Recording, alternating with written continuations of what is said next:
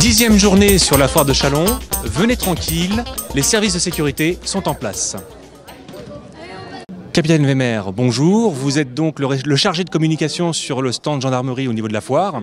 Est-ce que vous pourriez nous faire un petit tour d'horizon de ce que vous proposez aujourd'hui au grand public ? Alors vous avez un volet prévention, puis on essaie de promouvoir auprès de nos concitoyens les bons réflexes pour se prémunir efficacement des cambriolages. À côté du stand gendarmerie, qui elle promeut son action notamment en matière de police technique et scientifique.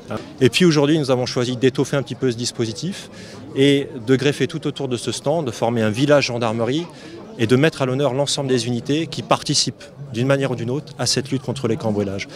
La gendarmerie mobile, que l'on connaît certes dans en domaine de maintien de l'ordre, mais qui de plus en plus prête son concours à la gendarmerie départementale. Les motocyclistes, les gendarmes qui officient sur les axes routiers. Et puis enfin, il ne faut pas occulter les axes fluviaux, les cours d'eau. C'est pour ça que nous avons demandé à la brigade nautique d'être également parmi nous. Vis-à-vis du public, est-ce qu'il y a des questions qui reviennent régulièrement, des stands plus visités que d'autres ? Alors, ils viennent déjà avec un regard neuf, ils découvrent des matériels, ils échangent beaucoup avec les gendarmes en profitent pour faire partager leur vécu, et puis ils vont expliquer des facettes méconnues de leur mission, de leur travail quotidien, du matériel qui est utilisé. C'est donc voilà, avec un regard neuf, une curiosité, et on est très heureux nous de leur faire partager ça. Nous sommes avec le major Coqui qui tient pour l'instant le stand de la police nationale sur la foire. Alors pourquoi la présence de la police nationale au sein de la foire de Châlons ? Alors donc merci de votre visite. Bon, nous sommes présents surtout pour renseigner notamment les jeunes, la jeune génération qui cherche à entrer dans le monde du travail. Donc nous les renseignons sur les carrières de la police. C'est essentiellement le but de notre présence ici. Alors les questions régulières, c'est quel niveau d'études, qu'est-ce qu'il faut faire pour rentrer dans la police ? Parce que beaucoup de gens ignorent que nous sommes donc une fonction publique d'État et qu'il faut passer un concours. Ou alors les gens viennent avec des idées et disent je voudrais faire ci, voilà, ou je voudrais être dans la police montée. Alors on leur explique qu'il faut d'abord être policier, qu'il s'agit ensuite de spécialités internes, etc. Voilà. Est-ce qu'aujourd'hui il existe encore une limitation liée à la taille ? Non, chez nous, il n'y a plus de notion de taille. Bon, encore faut-il que la morphologie de la personne soit compatible avec l'exercice de certaines missions de voie publique. Si on reste dans un bureau, c'est moins important, mais sur la voie publique où on a affaire à des gens qui ne sont pas toujours faciles, il faut quand même avoir une taille qui impose une certaine présence. Voilà. Bonjour, donc là vous êtes sur le stand donc, de la police technique et scientifique qui est rattaché au service régional de la police judiciaire de Reims, donc le plus communément appelé le SRPJ de Reims. Et notre mission en fait consiste à collecter toutes les traces et les indices sur des scènes de crime ou sur des scènes délictuelles pour identifier les auteurs de crimes ou de délits. Alors vous disposez de quel type d'outils pour faire votre travail ? Alors la technique de base, c'est le relevé d'empreintes avec le pinceau, comme on peut voir dans les séries télévisées, notamment les experts.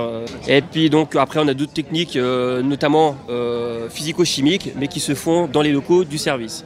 Je vois ici une valise noire qui contient des objets. Qu'est-ce que c'est ? Alors, sur votre droite, vous avez une mallette avec différents types d'éclairage qu'on appelle les crime lights, en fait, qui nous permettent de mettre en évidence, par exemple, des traces de sang qui ont été lavées, différents fluides corporels. Alors, on n'utilise plus particulièrement ce type de matériel qu'on appelle le handscope. Voilà, en fait, le handscope est un générateur de lumière qui balaye de l'infrarouge à l'ultraviolet. Et en fonction des fluides corporels que l'on recherche, on va balayer les fréquences, différentes fréquences, qui nous permettent de mettre en évidence des fluides corporels, les fibres, les cheveux, les poils, voilà. De toute façon, lorsqu'on arrive sur une scène de crime, la première chose à faire, c'est... Alors, nous ne sommes jamais les premiers intervenants. Les premiers intervenants, ce sont les fonctionnaires de police qui sont en tenue, qui sont appelés. Et eux, leur mission, c'est de geler la scène de crime. On doit éviter les contaminations, on doit éviter les pollutions. Donc, leur mission, c'est de poser cette rubalise. Police technique et scientifique, zone interdite. Et, tout ce qui concerne les empreintes papillaires, donc tous ces éléments sont exploités directement au sein du service. Tout ce qui concerne la partie biologique, donc l'ADN, les fluides corporels, nous les prélevons, mais par contre, comme dans les séries Les Experts, nous ne faisons pas les analyses. C'est transmis dans un laboratoire de police scientifique. Les empreintes, est-ce qu'on relève exclusivement les empreintes de doigts ? Alors en France, donc, le protocole demande à ce qu'on relève les empreintes papillaires d'origine digitale, donc les doigts, palmaires, donc la paume. Et il y a également des dessins papillaires qu'on peut retrouver sur les surfaces plantaires. Mais pour l'instant, en France, on ne travaille pas avec les surfaces plantaires. Il n'y a pas de base de données en France. Voilà, donc on travaille uniquement avec les doigts et les paumes. Alors il faut savoir qu'à Lausanne, il y a des chercheurs qui travaillent notamment sur la surface de l'oreille. Notamment par exemple sur un cambriolage, l'auteur va écouter à la porte, voir s'il y a quelqu'un dans la maison. Donc on pourrait travailler, donc mettre en évidence le dessin de l'oreille et voir si effectivement il n'y aurait pas des particularités qui seraient propres à chaque individu. Donc ça c'est une étude qui est en cours à Lausanne, qui est faite à Lausanne. Voilà. Eh bien, me voilà fiché.